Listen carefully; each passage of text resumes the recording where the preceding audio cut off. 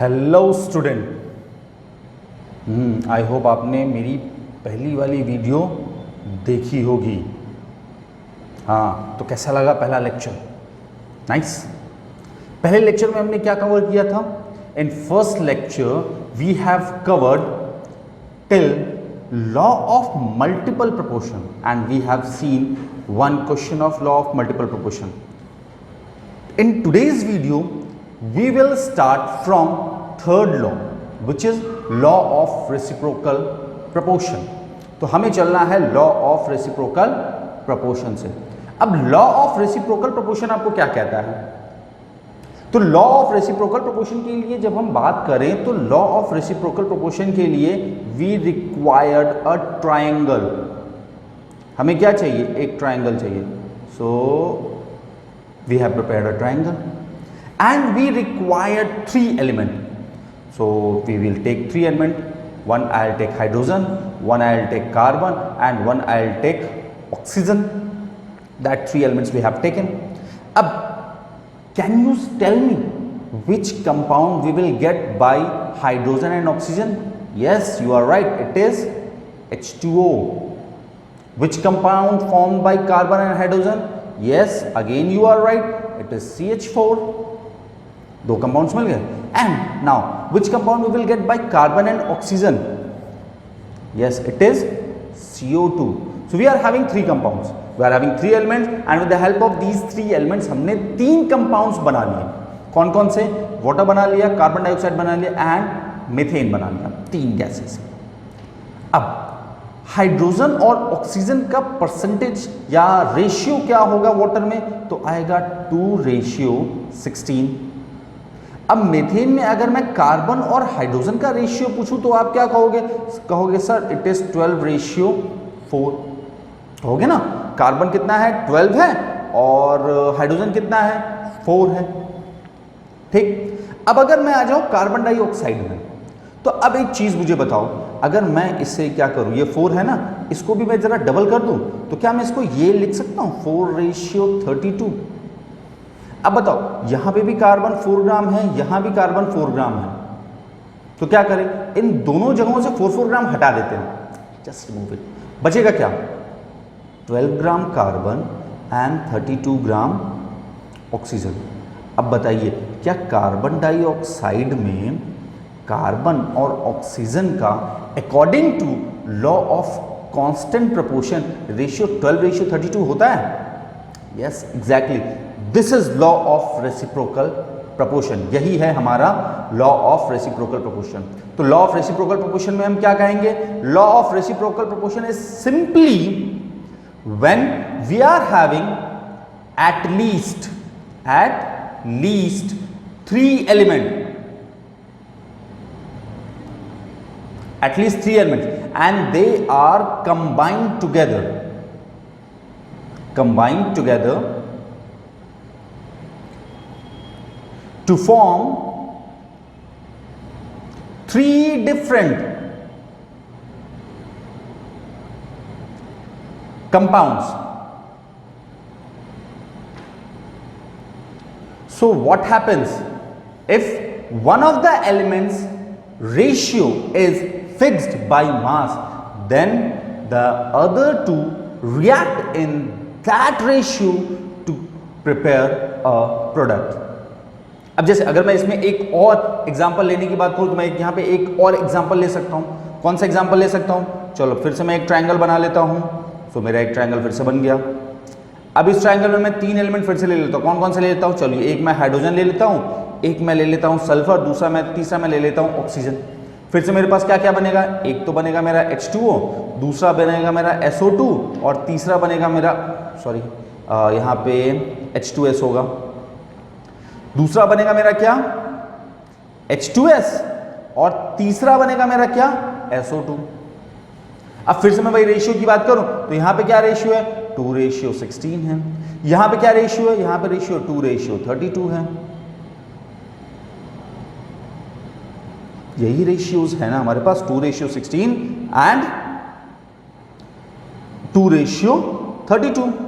अब एक चीज बताइए मुझे, अब अगर मुझे ऑक्सीजन और सल्फर को कंबाइन करना है तो मुझे क्या लेना पड़ेगा, मुझे लेना पड़ेगा 32:32। तो अब इसके हिसाब से क्या कहा जाए, इसके हिसाब से साफ साफ होगा कि if you are having a compound, sorry, if you are having a 3 element and these 3 elements combine together to form 3 different compounds, तो उसमें हम क्या कर सकते हैं, आपस में रेशियो बना सकते हैं। ठीक, let's check out a question कि हमें इस पे क्वेश्चंस कैसे मिलते हैं। So this is the question, hydrogen sulphide contains 94.11% of sulphur, water contains 11.11% of hydrogen and sulfur dioxide contain 50% of oxygen. Show that the result in agreement with law of reciprocal proportion. अब इसमें कह रहा है कि ये भैया जो data है इससे आप क्या कीजिए, ये फाइंड आउट कर लीजिए कि आपका लॉ ऑफ रेसिप्रोकल प्रोपोर्शन वाला काम बैठता है कि नहीं बैठता है। तो हम क्या करते हैं, हम पहले ले लेते हैं अपने वाटर को। तो चलिए हमने ले लिया किसको, हमने उठाया जल H2O। अब H2O में मास ऑफ हाइड्रोजन कितना है, मास ऑफ हाइड्रोजन, तो आप कहोगे कि सर इसमें मास ऑफ हाइड्रोजन दिया है 11.11 ग्राम, तो मैंने ले लिया 11.11 ग्राम इज हाइड्रोजन। तो ऑक्सीजन कितना होगा भैया, सिंपल सी बात है, परसेंटेज में दिया है तो 100 माइनस 11.11 कर दें, that comes how much, simply 88.89 grams. ये तो हो गई वाटर की बात। चलो अब एक और ले लेते हैं, हमारे पास एक और था सल्फर डाइऑक्साइड, सल्फर डाइऑक्साइड ले लेते हैं। अब इसमें क्या लेते हैं, मास ऑफ ऑक्सीजन ले लें। मास ऑफ ऑक्सीजन कितना कह रहा है इसमें सल्फर डाइऑक्साइड में, देखिए hydrogen sorry sulphur dioxide contain 50% of oxygen, तो मैंने 50 ग्राम ले लिया। फिर मैं क्या कर रहा हूं, यहां पे सल्फर का भी ले लूं। अब 50 ग्राम अगर ऑक्सीजन है तो सल्फर कितना होगा, yes you are right, again it is 50 gram. ठीक, तो आई होप आपने ये सब देख लिया। अब हम लोग चलते हैं हमारे नेक्स्ट स्लाइड की तरफ, थोड़ा सा जगह हो जाए तो फिर हम क्या करेंगे, आराम से लिख सकते हैं कि क्या क्या चीज़ें हैं हमारे पास। अब देखो फिर से हमें क्या करना है, हमें वही चीज़ क्या, एक ट्रायंगल प्रिपेयर कर लेना है। तो we will prepare a triangle. चलो ट्रायंगल ले लेते हैं। तो ये बनाया हमने एक ट्रायंगल। अब ट्रायंगल में हमारे पास कितने एलिमेंट्स थे, 3 एलिमेंट्स थे। कौन कौन से, one is sulfur, one is hydrogen and another one is oxygen। 3 element थे, 3 एलिमेंट हमने ले लिया। कंपाउंड कौन कौन से बन रहे हैं, तो कहोगे सर एक H2S बन रहा है, एक आपका SO2 बन रहा है और तीसरा आपका क्या बन रहा है, H2O बन रहा है। ये 3 कंपाउंड थे, ये 3 कंपाउंड हमने बना लिया। अब एक चीज बताइए, अगर 88.89 ग्राम ऑक्सीजन है, ठीक है, तो हमारा उसका रेशियो क्या बैठेगा, तो क्या मैं ये निकाल सकता हूं, या इधर मैं लिख लेता हूं 88.89 gram of oxygen combine with hydrogen equal to क्या आ जाएगा, 11.11 divided by 88.89, it comes how much, 0.125, ये आ जाएगा हमारे पास। चलो अब हम निकाल लेते हैं, सल्फर डाइऑक्साइड को पकड़ लेते हैं। तो सल्फर डाइऑक्साइड में 50 gram oxygen is reacting with 50 gram of sulphur, तो इसमें रेशियो क्या हो जाएगा, तो इसमें रेशियो कैसे निकालेंगे, वही 50 divided by 50 into 1 equal to 1 gram. यहां तक आपने निकाल लिया। अब हमें क्या करना है, हमें रेशियोज बनाने हैं। तो हमने वाटर में रेशियो क्या बनाया, H2O में हमारा रेशियो क्या बना, 0.125 रेशियो 1, और सल्फर डाइऑक्साइड में क्या बना 1, या इसी को हम क्या लिख सकते हैं 1:8 लिख सकते हैं ना, H2O में 1:8 लिखा जा सकता है। अब आते हैं हम हाइड्रोजन सल्फाइड की बात करते हैं। अब हाइड्रोजन सल्फाइड में क्या है हमारे पास, मास ऑफ सल्फर है, तो लो भैया मास ऑफ सल्फर भी ले लेते हैं। मास ऑफ सल्फर कितना है आपके पास, 94.11 ग्राम है आपके पास। अब इस हिसाब से देखो, हम अगर अब यहां से अपना रेशियो बनाएं तो क्या होगा, 5.89 रेशियो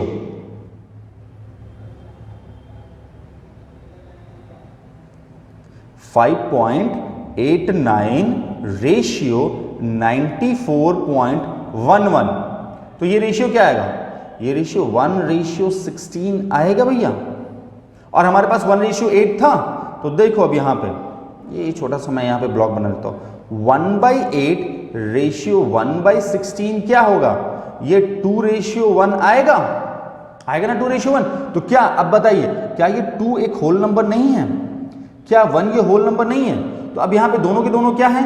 होल नंबर है। अब दोनों के दोनों होल नंबर है तो हम क्या कह सकते हैं कि हमारा लॉ ऑफ रेसिप्रोकल प्रोपोर्शन क्या है? 100% सही है। आई होप आप लोग ये देख चुके होंगे। अब चलते हैं अगले लॉ की तरफ, which is law of combination volumes या गेलुसैक्स लॉ। भैया सबसे अच्छी बात क्या है? This law is applicable only on gaseous equation या on gas equation. If you are not having a gas equation then क्या होगा? Then Gay Lussac's law doesn't follow ही नहीं होगा। सिंपल सी बात। तो हमें सबसे पहले क्या करना है? गैसेस इक्वेशन लेना। अब गैसेस इक्वेशन लेना है तो मैं सबसे पहले गैसेस इक्वेशन लूँ, तो मैंने क्या किया? हाइड्रोजन ले लिया, उसके साथ क्लोरीन ले लिया और कंबाइन करके बना दिया मैंने HCl, 2 मॉलिक्यूल। मुझे एक बैलेंस केमिकल इक्वेशन मेरा मिल गया। अब इस बैलेंस केमिकल इक्वेशन में देखिए क्या है, अगर मैं स्टोइकियोमेट्रिक रेशियो और मोल कॉन्सेप्ट को एक साथ जोड़ के बात करूं तो मुझे क्या मिलेगा कि 1 litre of hydrogen get reacted with 1 liter of chlorine to give you 2 liter of HCl मिलेगा। तो रेशियो क्या बना? 1:2।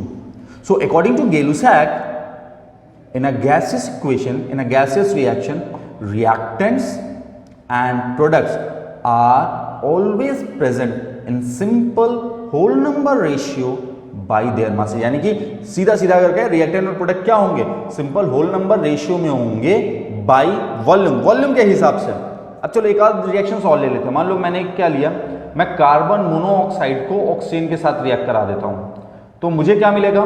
कार्बन डाइऑक्साइड मिलेगा। अब बताओ इसमें रेशियो क्या बनेगा भैया? 2:1:2। ये मुझे मिल जाएगा, सीधा सीधा मिल जाएगा ना। तो ये हो गया 2:1:2 क्या? By volume. I hope it is clear. Law of combination volume, इसी को हम कहते हैं Gay-Lussac's लॉ। क्लियर? अब चलो इसके ऊपर एक न्यूमेरिकल देख लेते हैं। तो ये रहा मेरा एक न्यूमेरिकल, छोटा सा न्यूमेरिकल। क्या है मेरे पास? 45.4 litre of dinitrogen reacted with 22.7 litre of dioxygen, ठीक, and 45.4 liter of nitrous oxide was formed. The reaction is this much. Which law is being obeyed in this experiment? Write the statement of the law. Law का आपको क्या करना है? Statement भी लिखना है।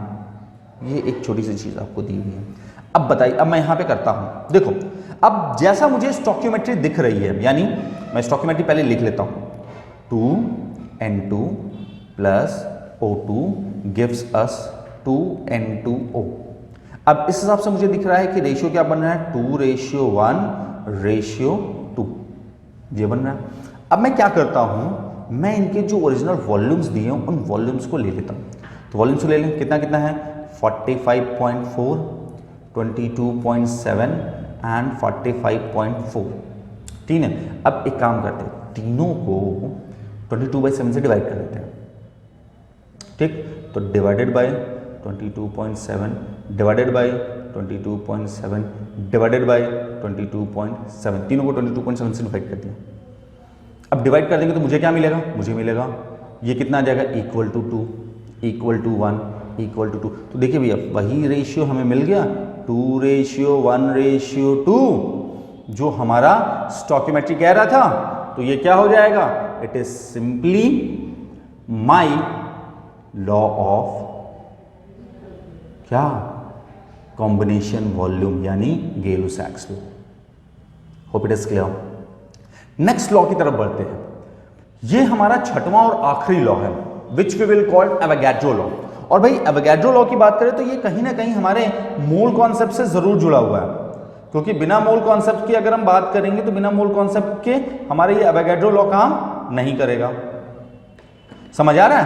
तो अब हम लेते हैं एवोगैड्रो लॉ। एवोगैड्रो लॉ साहब कहते क्या है? सबसे पहली चीज आपको क्या करनी है? T शुड बी कांस्टेंट, सबसे पहला काम। और कुछ आप करें चाहे ना करें, टेम्परेचर को कांस्टेंट कर दीजिए। और दूसरा काम करें, P शुड बी कांस्टेंट। पहली चीज आपने टेम्परेचर कांस्टेंट कर दी, दूसरी चीज आपने क्या कर दी? प्रेशर कांस्टेंट कर दी। अब इन दोनों चीजों को कांस्टेंट करने के बाद हम क्या करें?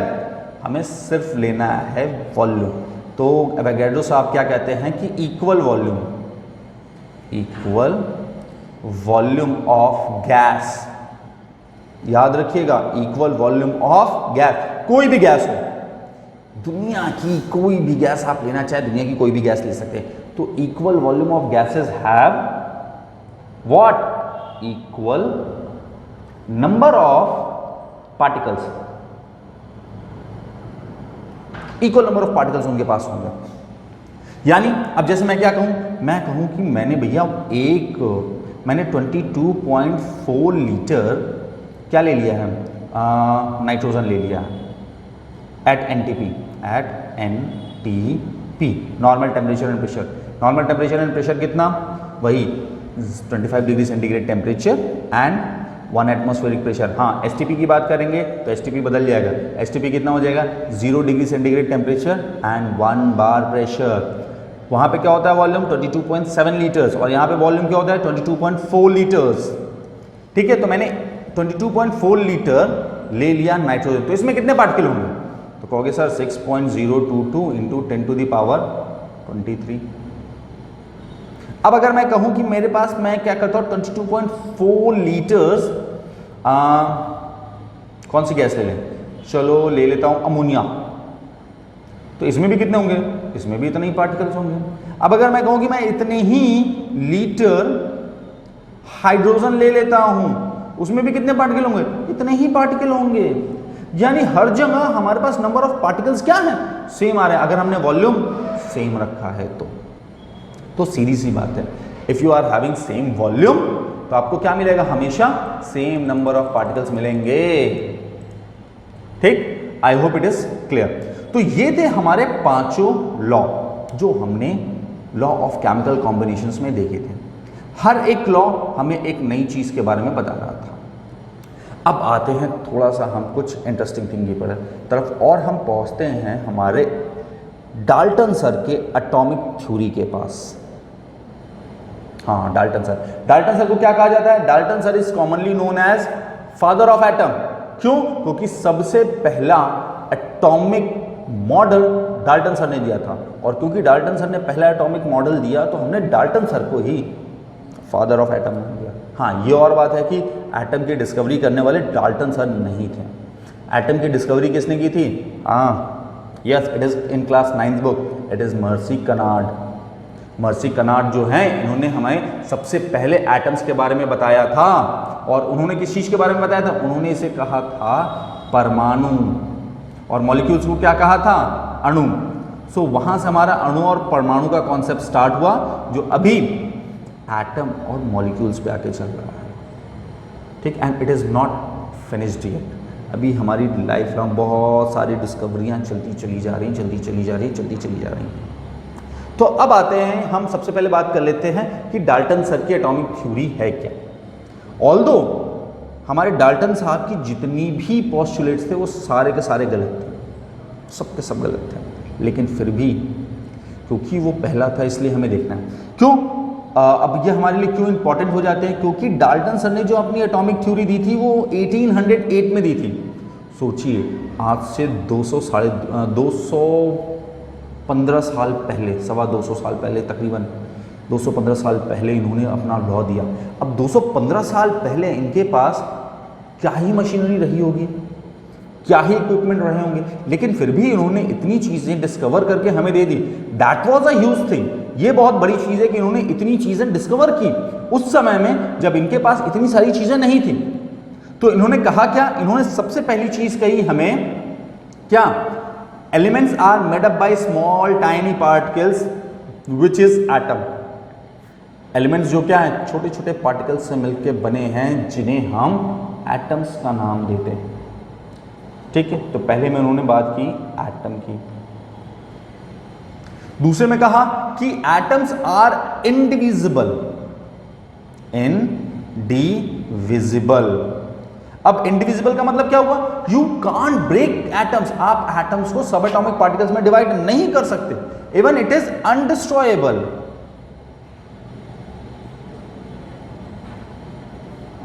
When it is what? Undestroyable, यानी कि अब अगर आपको जरूरत पड़े कि आप एटम को डिस्ट्रॉय करना चाहते हैं, यू कांट, आप इसको डिस्ट्रॉय भी नहीं कर सकते। तीसरी चीज उन्होंने क्या कही? इन्होंने पकड़ा एलिमेंट्स को, और एलिमेंट्स के साथ किसको पकड़ा? एटम्स को, और कहा क्या? Atoms of same element, atoms of same elements क्या होंगे? Are identical. आइडेंटिकल वो क्या होंगे? बिल्कुल आइडेंटिकल, मतलब बिल्कुल एक जैसे होंगे। अब एक जैसे का मतलब, अब आप उनकी क्या करो, इनकी सारी प्रॉपर्टीज ले लो। कौन कौन सी प्रॉपर्टीज ले लो? आप इनका एटॉमिक नंबर ले लो, इनका एटॉमिक मास ले लो, इनकी वॉल्यूम ले लो, आप इनका डेंसिटी ले लो, आप इनकी रिएक्टिविटी ले लो। सारे के सारे क्या होंगे? बिल्कुल एक जैसे। यानी आयरन का पार्टिकल अगर आप यहाँ पे रिएक्ट करा रहे हो एसिड के साथ, वो हाइड्रोजन दे रहा है, तो आप कहीं भी दूसरी जगह चले जाओ, किसी दूसरे देश का आयरन ले लो, किसी दूसरे देश का आयरन ले लो, वो भी क्या करेगा? एसिड के साथ रिएक्ट करके हाइड्रोजन ही देगा। मतलब आपने चाहे टाटा का लोहा लिया, या अंबानी का लोहा लिया, या अडानी का लोहा लिया, किसी का भी लोहा ले लो, क्योंकि भाई का आजकल जो है अंबानी और अडानी की बात बहुत चल रही है हमारे नेट पे, तो हम लोग भी अंबानी और अडानी की बात कर लेते हैं। चाहे हम अंबानी का लें, अडानी का लें, या टाटा का लें, कहीं का भी लोहा ले लें, it will simply react with acid to give you hydrogen. Hydrogen आपको देगा ही देगा, सिंपल सा। तो ये क्या है? ये उसकी प्रॉपर्टी है। ठीक, तो will move for the next one, fourth, atoms of different elements.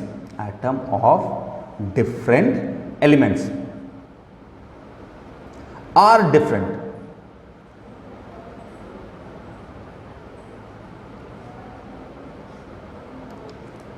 बिल्कुल डिफरेंट होंगे। यानी अब मान लीजिए भाई, अगर मैं बात कर रहा हूं आयरन की, तो आयरन की रिएक्टिविटी तो हम सबसे मालूम है कि क्या होगी, लेकिन अगर मैं उसी के कंपैरिजन कर लूं पोटेशियम के साथ या कैल्शियम के साथ, तो क्या होगा? क्या जैसा आयरन है वैसे ही हमारे पास कैल्शियम भी होगा?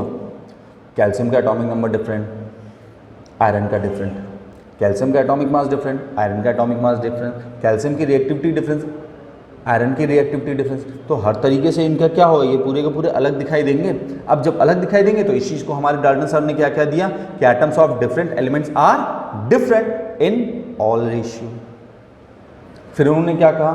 उन्होंने अपने लास्ट पॉइंट में गए और केमिकल रिएक्शंस के बारे में कह दिया, और कहा कि chemical reactions are takes place by chemical reactions, short form का जमाना है तो मैं भी RXN ही लिख रहा हूं, are take place by atoms. Atoms की वजह से केमिकल रिएक्शंस होते हैं। ठीक है, इनकी ये 5 चीज़ें हमारे पास आ गई, और 5 चीज़ें आ गई तो हम लोगों ने कहा ठीक है सर, आपने जो चीज़ें कहा वो सही है, लेकिन हाँ, अगर हम इनको एग्जैक्टली देखें तो ये हमारे पास क्या है? ऑलमोस्ट सारे के सारे लॉज इनके गलत हैं। तो फिर क्या किया गया? फिर इनकी इस एटॉमिक थ्योरी को थोड़ा सा मॉडिफाई करने की कोशिश की है, और मॉडिफाई करने के बाद हमें एक नई एटॉमिक थ्योरी मिली, which is modern atomic theory. अब मॉडर्न एटॉमिक थ्योरी जब बनी, तो मॉडर्न एटॉमिक थ्योरी के पीछे क्या था? ये कॉन्सेप्ट था कि हम डाल्टन सर की एटॉमिक थ्योरी को जिंदा रखें। क्यों? क्योंकि भाई डाल्टन सर क्या है? डाल्टन सर एक लेजेंड आदमी है, जिन्होंने उस समय हमें एटम के बारे में बताया जब हमारे पास एटम की कोई जानकारी नहीं थी। तो उस चीज़ को जिंदा रखने के लिए एक मॉडर्न एटॉमिक थ्योरी की बात की गई, और मॉडर्न एटॉमिक थ्योरी की बात की गई तो फिर क्या हुआ? पहली चीज़ आई कि भैया atoms are not the smallest particle. Atom सबसे छोटे नहीं हैं। क्या हुआ? एटम आर नॉट स्मॉलेस्ट, यानी एटम से छोटे पार्टिकल भी हमारे पास अवेलेबल हैं। तो दूसरी चीज़ उन्होंने कही, भाई दूसरी चीज़ में इन्होंने क्या था कि एटम्स क्या है, अनडिविजिबल है। No, atoms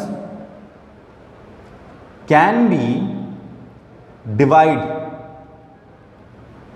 where into subatomic particles.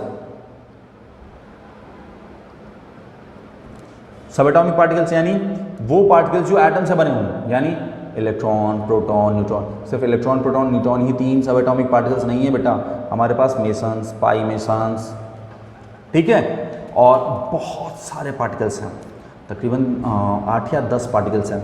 That we will covered in structure of atom. जब स्ट्रक्चर ऑफ एटम की आप बात करेंगे तो हम स्ट्रक्चर ऑफ एटम में आएंगे कि हमारे पास कितने सब एटॉमिक पार्टिकल्स हैं, उन सबको एक जगह हम लोग लिख लेंगे वहाँ पे कि कितने कितने सब एटॉमिक पार्टिकल्स हमारे पास प्रेजेंट हैं। तो फिलहाल एटम्स को क्या किया जा सकता है, बिल्कुल डिवाइड किया जा सकता है। तीसरी चीज में बोला था उन्होंने कि atoms are identical, atoms of same elements are identical. लेकिन हमारे पास क्या आ गया कॉन्सेप्ट, आइसोटोप्स का। आइसोटोप्स जानते हैं ना, having same atomic number but different atomic mass. Atomic number same है लेकिन एटॉमिक मास डिफरेंट है। ऐसे एलिमेंट्स को या ऐसे एटम्स को हम आइसोटोप्स कहते हैं। चौथे में हमारे पास आ गया, उन्होंने कहा कि atoms of different elements are different in all aspect. तो हमारे पास एक और पार्टिकल्स आ गए, आइसोबार्स। अब आइसोबार्स क्या है, having same mass number but different atomic number. यानी अलग अलग एलिमेंट के वो आइसोटोप्स जिनके एटॉमिक मासेस सेम हो जा रहे हैं, उनको हम कहेंगे आइसोबार्स। फिर पांचवें में कहा, क्या कहा था पांचवें में, हमारे डाल्टन साहब ने कहा कि chemical reactions takes place by movement of atom. तो भैया एटम की वजह से नहीं, it is happen due to electrons. हर एटम क्या चाहता है, अपने आप को स्टेबल करना चाहता है। तो अब अगर अपने आप को स्टेबल करना चाहेगा तो स्टेबल करने के लिए वो करेगा क्या, सिंपल सी बात है भैया, अपने आउटर मोस्ट सेल में उसको 8 इलेक्ट्रॉन्स चाहिए, that we will called octet rule. तो वो 8 इलेक्ट्रॉन करने के लिए कैसे करेगा, या तो इलेक्ट्रॉन का ट्रांसफर करेगा, इलेक्ट्रॉन की शेयरिंग करेगा, व्हाटएवर दे विल डू, ठीक है। तो जो भी करना होगा वो करेगा, लेकिन वो 8 इलेक्ट्रॉन एनी हाउ करने की कोशिश तो करेगा ही करेगा। तो रिएक्शंस किसकी वजह से हुए, भाई सारे खुरापात की जड़ ये इलेक्ट्रॉन है।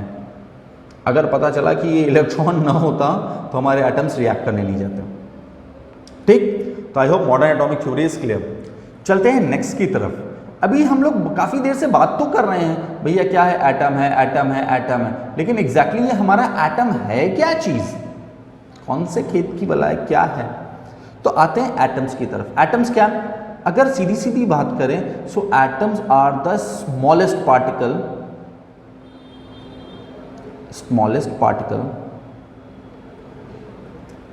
Of element.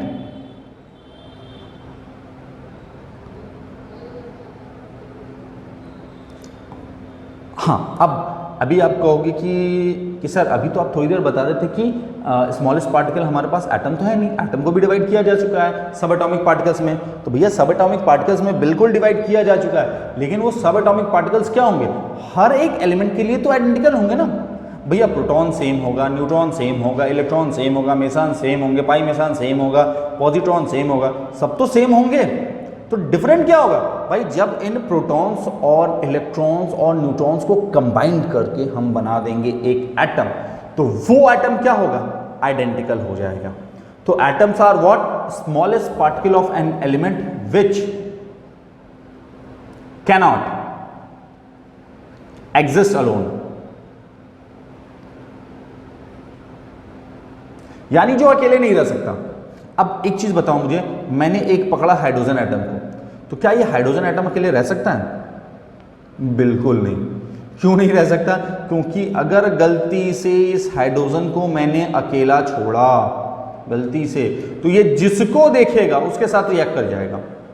तो अब हम करें क्या, इस हाइड्रोजन एटम को कन्वर्ट करें H2 में। Simply we have to convert hydrogen into what? Hydrogen atom into hydrogen molecules. तो हमें हाइड्रोजन को क्या करना पड़ेगा, हाइड्रोजन मॉलिक्यूल्स में कन्वर्ट करना पड़ेगा। तो अब मॉलिक्यूल्स मेरे पास क्या होंगे, भैया मॉलिक्यूल्स की बात करेंगे तो मॉलिक्यूल्स भी क्या है, बिल्कुल एटम्स के जैसे ही हैं। जैसे आपने बात किया ना अभी एटम्स की, वैसे ही हमारे मॉलिक्यूल्स भी है। मॉलिक्यूल्स भी क्या है, बिल्कुल एटम्स के जैसे। ये भी क्या है, स्मॉलेस्ट पार्ट के लिए है, smallest particle of element, but it can exist alone. ये अकेले रह सकते हैं। अब जैसे अगर मैं H2 ले लूं, मैं O2 ले लूं, मैं N2 ले लूं, मैं CH4 ले लूं, अब ये क्या, ये चुपचाप अकेले इनको पड़े रहने दीजिए, कहीं भी बड़े आराम से पड़े रहेंगे और कोई कुछ नहीं कहने वाले, कुछ भी नहीं कहेंगे, चुपचाप पड़े रहेंगे। आप एग्जांपल देखना चाहते हो, एग्जांपल देख लो। अच्छा आप लोग आई थिंक वेफर्स के पैकेट लेते हैं ना, चिप्स वगैरह, चिप्स लेज ये सब, अब उसके अंदर कौन सी गैस भर के हम देते हैं, उसके अंदर भरा हुआ होता है नाइट्रोजन। अगर नाइट्रोजन नहीं भरेंगे तो खराब हो जाएगा जल्दी। अब बताओ नाइट्रोजन के प्रेजेंट रहने की वजह से क्या ये चिप्स के टेस्ट या चिप्स बिगड़ जाता है या कुछ और हो जाता है? इवन नाइट्रोजन के प्रेजेंट होने की वजह से आपका चिप्स क्या होता है, लॉन्गर टाइम तक ड्यूरेबल हो जाता है, काफी दिनों तक आप इसे रख के यूज करते हैं ना। तो ये क्यों हुआ, क्योंकि नाइट्रोजन मॉलिक्यूल बन गया। अब ये जो मॉलिक्यूल है ये क्या करेगा, बड़े आराम से ये अकेले रह सकता है। तो ये कहा कि भैया अब हम बड़े आराम से अकेले रह सकते हैं, तो अब हमें किसी की जरूरत नहीं, हम किसी के साथ रिएक्ट नहीं करने वाले, हम चुपचाप अकेले पड़े रहेंगे। ठीक, तो these all are the examples of molecules. हाँ, अब एक चीज होती है, हर एक एलिमेंट की अपनी एक मॉलिक्युलरिटी होती है। अब जैसे मैंने यहाँ पे H2 और O2 लिखा, तो H2 और O2 में मॉलिक्युलरिटी क्या होगी, तो बात कहोगे सर 2 होगी। ठीक है, अब अगर यहीं पे मैं P4 लिख दूं, मॉलिक्युलरिटी क्या हो जाएगी 4। मैं S6 लिख दूं, S8 लिख दूं, मॉलिक्युलरिटी क्या हो जाएगी 8। यानी जितने एटम्स कंबाइन करके आप एक मॉलिक्यूल प्रिपेयर कर सकते हैं, वो नंबर ऑफ एटम ही क्या कहलाएगा, मॉलिक्युलरिटी ऑफ दैट कंपाउंड। उस कंपाउंड की सिंपल सी मॉलिक्युलरिटी कहला देगी। ठीक, चलते हैं नेक्स्ट की तरफ। आई होप यहां तक क्लियर हो गया। अब आते हैं, हमने एटम देख लिया, हमने मॉलिक्यूल देख लिया, तो अब हमें जरूरत है दो चीजों की। पहले तो हम पकड़ें कि भैया एक एटम आखिर लिया है तो एटम का मास कितना होगा। ठीक, तो अब एक चीज बताओ भाई, एटम कितना छोटा है। तो अगर मैं बात करूं एटम की, तो atom is near about 10 to the power -10 metre, 10 to the power -10 metre के ऑर्डर का होगा एक एटम, उससे बड़ा नहीं होगा। तो अगर एटम इतना छोटा है तो उसका मास क्या होगा, वो भी तो बहुत छोटा सा होगा, बहुत कम होगा।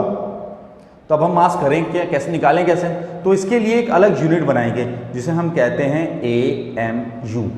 अब बेटा इसको AMU को अलीगढ़ मुस्लिम यूनिवर्सिटी मत समझ लेना, it is simply atomic mass unit, और इसको हम रिप्रेजेंट करते हैं कैसे, U से। अब जैसे अभी हम लोगों ने कुछ दिन पहले देखा था, अब जैसे अगर मैं बात करूं कि 1 किलोग्राम कितना वजन होता है, तो कोई बता पाएगा 1 किलोग्राम कितना वजन, आप कहोगे सर 1000 ग्राम। अब मैं पूछूं 1 ग्राम कितना होगा, तो कहोगे सर 100 सेंटीग्राम। फिर मैं कहूँ 1 सेंटीग्राम कितना होगा, तो कहोगे सर 10 मिलीग्राम। 1 मिलीग्राम कितना होगा। तो इस हिसाब से अगर हम छोटे चलते जाएं तो हमें मालूम ही नहीं कि एग्जैक्टली वो वैल्यू है कितनी। हमने क्या किया, एक वैल्यू लेट कर ली है और उसको मान लिया कि ये 1 किलोग्राम है, और उसी के मल्टीपल में हम बात करते हैं। सिंपली उसी के हम क्या करते हैं, मल्टीपल में बात करते हैं। तो यहां पे भी इस एटॉमिक मास यूनिट के लिए भी कुछ वैल्यू लेट कर ली गई, और क्या कहा गया कि भैया 1/12 मास ऑफ 1 कार्बन 12 एटम, यानी एक कार्बन 12 एटम ले लीजिए, उसका 1/12 कर दीजिए, जो वैल्यू आएगी दैट वैल्यू इज 1 AMU। यही वैल्यू हमारी 1 AMU। या फिर आप क्या कीजिए, 1 हाइड्रोजन एटम को ले लीजिए, एक हाइड्रोजन एटम को ले लिए, उसका निकाल लीजिए। या फिर आप क्या कर सकते हैं, और कुछ नहीं मिल रहा तो 1/16 मास ऑफ ऑक्सीजन 16, इसको ले लीजिए, ये क्या हो जाएगा 1 AMU। और कोई भी एलिमेंट का एटॉमिक मास कितना है वो क्या बताएगा, वो सिर्फ एक नंबर बताएगा which is how many times heavier than 1 AMU। अब जैसे मैंने क्या लिखा, मैंने आयरन का मास लिखा 56। अब इसका मतलब क्या है, it is 56 times heavy than what? 1 hydrogen atom or 1/12 C12 atom और 1/16 ऑक्सीजन एटम। तो सिंपली एटॉमिक मास हमें यही बताता है, एक नंबर होता है जो बताता है कि हमारा वो इन तीनों में से किससे कितने गुना भारी है। ठीक, कोई दिक्कत? अब आते हैं थोड़ा सा हम आगे। अब आगे में क्या आता है हमारे पास? एक बढ़िया सी चीज़ और आ जाती है। अब एक चीज़ बताइए, हमारे पास क्लोरीन के 2 आइसोटोप्स हैं। क्लोरीन के 2 आइसोटोप, एक क्लोरीन 35 है, दूसरा क्लोरीन 37 है। और हम क्लोरीन का एटॉमिक मास लिखते कितना है? हम क्लोरीन का एटॉमिक मास लिखते हैं 35.5। क्यों जानते हैं क्यों? क्योंकि क्लोरीन के ये जो दोनों आइसोटोप्स हैं ये हमेशा एटमॉस्फेयर में प्रेजेंट हैं 3:1 में। यानी अगर 3 एटम मेरे पास क्लोरीन का है तो एक एटम मेरे पास क्या होगा? क्लोरीन 37 का आएगा ही आएगा, हम इसे सेपरेट नहीं कर सकते। तो अब हम क्लोरीन का एटॉमिक मास लें तो ले कितना? 35 लें या 37 लें? क्योंकि भैया 3 35 है तो एक 37 भी है, तो ये भी हमारे साथ मुसीबत होगी। तो क्या किया गया फिर? एक दूसरी चीज़ निकालेगी और वो क्या है? Average atomic mass. और क्या किया गया? तो average atomic mass is equal to, अब जैसे मैं क्लोरीन का निकाल रहा हूँ तो मैंने किया क्या? 35 multiplied by 3 plus 37 multiplied by 1 whole divided by 3 plus 1। यानी इसके एटॉमिक नंबर का, एटॉमिक मास का मल्टीप्लाई इसके रेशियो से, इसके एटॉमिक मास का मल्टीप्लाई इसके रेशियो से, दोनों को सम किया divided by this plus this. कितना आ जाएगा? ये आ जाएगा 105 प्लस 37 डिवाइडेड बाई 4। ये कितना हो जाएगा? 142/4। How much it comes? 35.5। तो अब से क्लोरीन का एटॉमिक मास कितना हो गया? 35.5। तब से हम कैलकुलेट करने लगते हैं 35.5, इसके अलावा और कुछ नहीं लेते। तो 35.5 है क्या? It is exactly the average atomic mass of chlorine. ठीक, अब चलो एक क्वेश्चन देखते हैं इसके ऊपर, देन फिर आगे चलते हैं। ठीक है, अब ये क्या कह रहा है? ये मुझे कह रहा है कि nitrogen and oxygen as main component of air.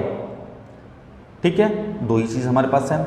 Nitrogen का परसेंटेज 79 दे रहा है, ऑक्सीजन 21 दे रहा है। तो what is the molecular mass of air? Air का मॉलिक्यूलर मास क्या होगा? तो भाई एक चीज देखो, नाइट्रोजन का मॉलिक्यूलर मास क्या होगा? तो आप कहोगे सर 28। फिर मैं पूछूंगा बेटा ऑक्सीजन का मॉलिक्यूलर मास क्या होगा? तो आप कहोगे सर 32। दोनों का मॉलिक्यूलर मास ले। अब एवरेज एटॉमिक मास निकाल या एवरेज मॉलिक्यूलर मास निकाल। तो एवरेज मोलर मास क्या हो जाएगा मेरे पास? Simply 28 multiplied by 79 plus 21 multiplied by 32 whole divided by 100। सीधे सीधे 100 से डिवाइड कर दें। ठीक, तो कितना कितना आ जाएगा? ये आ जाएगा हमारा 2212 प्लस ये कितना आ जाएगा? 672 डिवाइडेड बाई 100 और टोटल कितना आ जाएगा? 28.84। यानी अगर मैं अपना एयर ले लूँ, ये एयर, तो एयर का एवरेज मॉलिक्यूलर मास कितना है? तो वो है 28.84 एटॉमिक मास यूनिट। ठीक, चलो एक और सवाल लेते हैं। Carbon occurs in nature as a mixture of carbon 12 and carbon 13। दो है हमारे पास, कार्बन 12 है, कार्बन 13 है। The average atomic mass of carbon is 12.011। What is the percentage abundance of carbon 12? आपको क्या करना है? परसेंटेज एबंडेंस निकालना। तो मैं क्या करता हूँ, पहले परसेंटेज एबंडेंस लेट कर लेता हूँ। चलो, let the percentage of carbon 12 is x। ठीक, तो कार्बन 13 कितना हो जाएगा? सिंपल सी बात है, अगर दोनों जुड़ के 100 हो रहे हैं तो एक x है तो दूसरा 100 - x हो जाएगा। अब हम क्या करें? एवरेज एटॉमिक मास वाले फॉर्मूले पे रख दें। तो एवरेज एटॉमिक मास कितना था मेरा? 12.011 था। That is equal to what? 12 multiplied by x plus 100 minus x multiplied by 13 whole divided by 100, सीधा सीधा यही आएगा ना। अब 100 को अगर मैं ले जाके उधर मल्टीप्लाई कर दूं तो क्या हो जाएगा 1201.1 equal to 12x plus 1300 minus 13x, यही हो जाएगा। अब 12x 13x में से 12x माइनस कर दूंगा तो माइनस 1x बचेगा, और 1300 को उधर ले जाके माइनस कर दूंगा तो क्या बचेगा 98.1 बचेगा, यानी x इज इक्वल टू क्या आ जाएगा, सिंपली 98.9 आएगा। अब क्योंकि आपने 100 लेके किया है तो ये क्या हो जाएगा एग्जैक्टली 98.9% हो जाएगा। तो आपको ज़्यादा कुछ इसमें करने की ज़रूरत ही नहीं पड़ेगी। ठीक, I hope it is clear. चलो तो एक आध और चीज़ें देख लेते हैं। अब हमारे पास क्या आ गया, अब हमारे पास आ गया अगली चीज़ which we will call gram atomic mass. Sorry यहाँ पे लिख दिया gram atomic mass, but it is gram atomic mass. ठीक है, तो आप लोग मास ही समझिएगा, मां मत समझ लीजिएगा। ठीक, तो अब ग्राम एटॉमिक मास होती क्या चीज़ है। ठीक, ग्राम एटॉमिक मास होती क्या चीज़ है। अब अगर मैं ग्राम एटॉमिक मास की बात करूं तो इसको मैं कर देता हूं ग्राम एटॉमिक मास पहले। तो ग्राम एटॉमिक मास की बात करूं तो आपका अगर एटॉमिक मास है, जैसे अब अगर मैं बात करूं किसकी, तो मैं ले लेता हूं स्ट्रांसियम ले लूं, या चलो कैल्शियम ले लेता हूं। कैल्शियम का एटॉमिक मास क्या है 40। तो कैल्शियम का एटॉमिक मास अगर हम 40 लेंगे तो हम क्या लिखेंगे 40 AMU। लेकिन अगर इसी मास को हम ग्राम में एक्सप्रेस कर दें, यानी 40 ग्राम कर दें, तो ये क्या हो जाएगा, सिंपली ग्राम एटॉमिक मास हो जाएगा। अब ये ग्राम एटॉमिक मास क्यों किया जाता है, ग्राम एटॉमिक मास एग्जैक्टली किया जाता है कि हम नंबर ऑफ मोल्स कैलकुलेट कर सके। क्योंकि नंबर ऑफ मोल्स अगर मुझे कैलकुलेट करना है, नंबर ऑफ मोल्स अगर मुझे कैलकुलेट करना है तो मैं क्या करूंगा, given mass upon atomic mass करूंगा। ठीक है, अब एक चीज बताइए, गिवन मास की यूनिट तो ग्राम में होगी ना, और अगर मैंने एटॉमिक मास की यूनिट ग्राम में नहीं रखी तो क्या होगा, नंबर ऑफ मोल की यूनिट आ जाएगी क्या, ग्राम। जबकि नंबर ऑफ यूनिट की क्या होती है, कोई यूनिट नहीं होती। नंबर ऑफ यूनिट की कोई, नंबर ऑफ मोल्स की कोई यूनिट नहीं होती। तो हमें क्या करना है, इस ग्राम को नीचे वाले ग्राम से काटना है। ये तभी हो सकता है when I will take what, atomic mass of a substance in gram. जब हम उसका एटॉमिक मास क्या करें, ग्राम में ले लें। अब ग्राम में ले लिया तो क्या हो जाएगा, यानी अगर 40 ग्राम की मैं बात करूं, कैल्शियम के 40 ग्राम की बात करूं, दैट इज इक्वल टू 1 मोल, और 1 मोल हो गया तो क्या हो जाएगा 6.022 into 10 to the power 23 particle उसके अंदर हो जाएगा। क्या कहता है ये मोल कॉन्सेप्ट कहता है कि अगर 1 मोल आपके पास कोई सब्सटेंस है तो क्या हो जाएगा 6.022 इंटू 10 पावर 23। अब अगर मान लो मुझे क्या करना हो, एक एटम का, 1 एटम ऑफ कैल्शियम का निकालना हो, मास कितना होगा, तो ये क्या हो जाएगा, सिंपली आपके पास क्या है, एटॉमिक मास मालूम है कितना 40, डिवाइड कर दो किससे, 6.022 से इंटू 10 टू द पावर 23 से, मुझे क्या मिल जाएगा, मुझे सिंपली मिल जाएगा कि मेरा एक एटम का मास कितना है इन ग्राम। नहीं तो मैं क्या करूंगा, मैं हमेशा AMU में ही लेके फिरूंगा घूमता फिरूंगा, और AMU में लेने से मेरे कोई काम होगा, कोई काम नहीं होने वाला। तो उसके लिए मुझे क्या करना पड़ेगा, मुझे एनी हाउ उसको कन्वर्ट तो करना है ना मास में। अब मास में कन्वर्ट करने के लिए मुझे क्या करना पड़ेगा, कुछ ना कुछ तो जुगत लगानी पड़ेगी। तो हम क्यों ना यही जुगत लगा लें, तो हमने यहीं पे जुगत लगा लिया और क्या कर दिया, ग्राम एटॉमिक मास कर दिया, यानी atomic mass is taken into gram. ठीक, तो आई होप इतनी चीज़ें जो हम लोगों ने आज डिस्कस की आपको समझ में आ गई होंगी। If you have any query do right in chat box, या आप हमसे डायरेक्ट भी कांटेक्ट कर सकते हैं। एंड 2 चीज़ें करना मत भूलिएगा, जानते हैं क्या, पहला नीचे एक सब्सक्राइब का बटन होगा, तो जस्ट सब्सक्राइब इट, और दूसरा वो बेल आइकन होगा उसको भी प्रेस कर दीजिएगा। तो जैसे जैसे वीडियोस आती रहेंगी आपको पता चलता चलेगा कि हाँ we are getting this video, और आप क्या करते चलेंगे, यू आर गेटिंग अपडेटेड। अपना आप कोर्स बड़े आराम से यहाँ पे पढ़ सकेंगे। तो इसी के लिए कहूँगा stay tune with what, quantum academy. ठीक है, तो उसके साथ रहिए, बने रहिए और बड़े आराम